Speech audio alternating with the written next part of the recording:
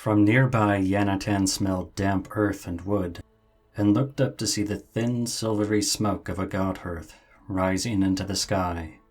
Next came the clamor of a hammer striking an anvil. It occurred to her that she'd gotten up just in time for the morning sermon. Look at me. She'd have to cut through the center of town to get back to the inn, which would take her by the hearth. For a moment, she considered just going around the edge of the mesa. No, might as well get it over with. Where the heart of Tatera had been empty just a short while ago, dozens of people now stood, fixed on the bulbous stone structure which presided over the square, like a huge urn, exhaling mercurial incense from a chimney at its top. The front of the building stood open, where an old, bald ox of a man brought a ceremonial hammer down on an equally ornate anvil. Metal clanged on metal as the hammer struck what appeared to be a sword. Behind the man raged a white fire which writhed and pulsed with unnatural fluidity, flames lit and fed with magic. Though she liked the strange earthy smell of the arcane fire, Yanatan skirted around the edge of the crowd to get past as fast as she could. "You see?" The man raised what he'd been hammering, a short sword, its metal aglow with the same ghostly light as the flames. The blade rippled with watery patterns, warped by its arcane forge. Pretty, though magic-forged steel was often too flimsy to fight with. "You see the strength the Four imbue our arms with? The teachings they have laid out for us?" He pointed the blade to the sky, then out over the crowd. For a moment, Yanatan's heart froze as she thought he might be pointing at her. Not now, please. I just woke up. But then he said, "You see the world the Four Smiths forged for us?" The people turned behind them to look. A few saw her, but gave her only scowls or mildly surprised looks before they craned their necks to see past her. She glanced as well, and saw only the cobblestone street leading to the wall along the mesa's perimeter. "The Four gave us our tools and our workshop," the man bellowed. He wore gloves and a thick leather apron, which all bore pale grey scorch marks from arcane fire, typical garb of a journeyman of the Four Smiths who forged the world. "They gave us the knowledge and means to tame this world. But nothing, my friends, nothing is given for free. Each and every victory must be worked for, and work we must. Far in the north our brethren still live under the yoke of man-beast tyrants. From the east the Spider Empire comes again and again to take our lands. Still refugees from the coast flood past us, displaced by the Spider's latest attack." Yanatan avoided all the eyes turned her way. "We must work to grow and preserve our own dominion," the journeyman continued, shaking his pretty sword and hammer to the sky. "We work to defend it so humankind may have a land of its own. We work to free our brethren so no human child is born into slavery." She remembered the urchin boy in Imperohole and clenched her jaws. He finished, "We work, my friends, to fulfill the task given to us by the Four, to fulfill the destiny they have laid out for us in this world." Yanatan slipped out of the town center, leaving the crowd to chant, "We will work. We will work." Finally, she reached the inn and got inside. Ardus was up, already sipping tea as he reviewed the map. Another cup of steaming black coffee was set on the spot next to him. As Yanatan took that seat, he greeted her.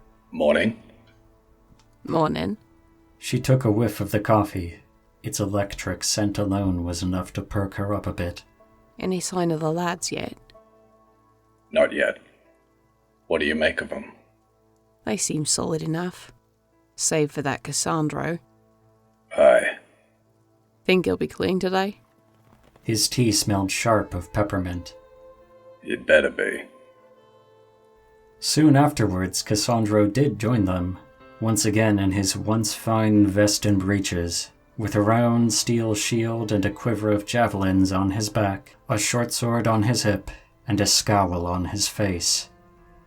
When he came to sit in front of them, however, Yanatan couldn't see any red in his eyes or smell any drink on his breath. That bodes well. Lachero soon followed with a fine staff of polished redwood, its head carved into a bird's talons clutching a cube of ruby and a sunnier disposition. Finally came Numia, a steel cuirass decorated with red ochre lines on his barrel chest, and a good kite shield and warhammer. They reviewed their plan over a hearty breakfast. Then they saddled up, Yanatan and Ardus on their birds, and the 3 others on horseback, and took the lift down to the Barrens. Since Lucarest's hideout was suspected to be in the west, the party would go that way first, leaving the main road to traverse the uneven Barrens. They'd follow these to the Yawa Canyon, laid northwest between Tatera and Gareccio. While not the biggest canyon in Andara, it was long and deep enough and choked with enough bush and rock to hide a good-sized bandit party, so it was reasonable to start the search there. The 5 stuck to game trails through the bush for now, led by Numia. If they were spotted and ambushed by their quarry on the open outback, they'd have a hell of a time getting away. For these first hours, the hunt was uneventful. Once they crossed a stand of eucalyptus trees where a mother koala and her joey sat high in its boughs. While she chewed a mouthful of leaves, the baby watched them pass.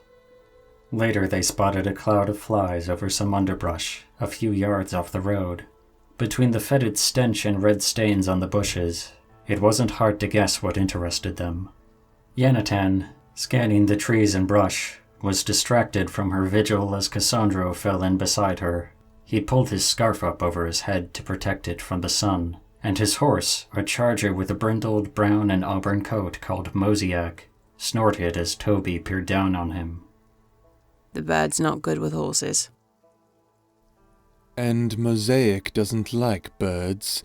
What are you doing here, lizard? What's it look like? Taking human coin for human work. You'll give us away. You're too big and too strange. And you smell like a dodgy alehouse.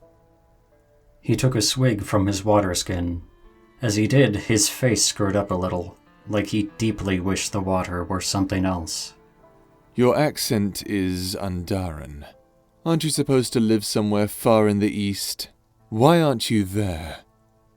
Because the scenery here is just so lovely. She pointed to his sword. That's not a bad blade.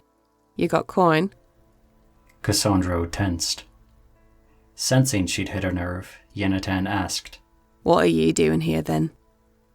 I have nothing to prove to you, lizard. He then moved ahead of her.